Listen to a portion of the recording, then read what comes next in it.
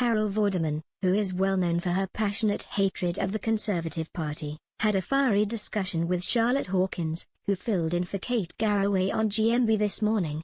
The 63-year-old told ITV viewers that she had previously trained as a journalist and was on a mission to expose government corruption amongst the Tories.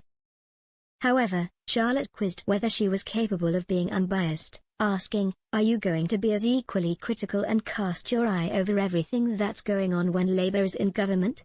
She reminded her, governments need to have a balancing act, of making everything work, balancing the budgets.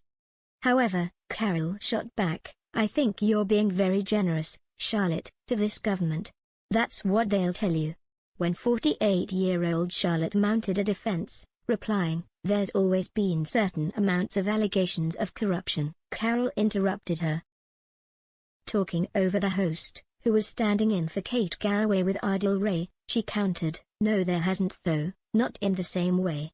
That's the whole thing." Over on Twitter, viewers reacted to the exchange. "Don't get me wrong, I'm far from being a fan of the filthy Tories, but Carol Vorderman is just a Labour supporter. A true journalist would share all corruption, not one-sided. She's self-righteous and self-absorbed," one blasted. Another exclaimed, "Carol Vorderman? I wanna switch off, but I'm gonna stick it out to see if she can keep her political bias in check." However, the divisive X-Countdown host also had her fans on the platform, with some declaring her phenomenal.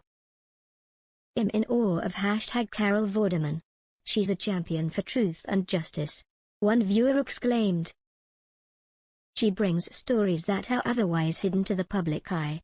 Stories that corrupt figures don't want you to see," another chimed in, before calling for a general election now. Carol Vorderman absolutely smashing it on #GMB. Forget the tribalism. If you don't like what she's got to say, question her facts. Come back at her with your own.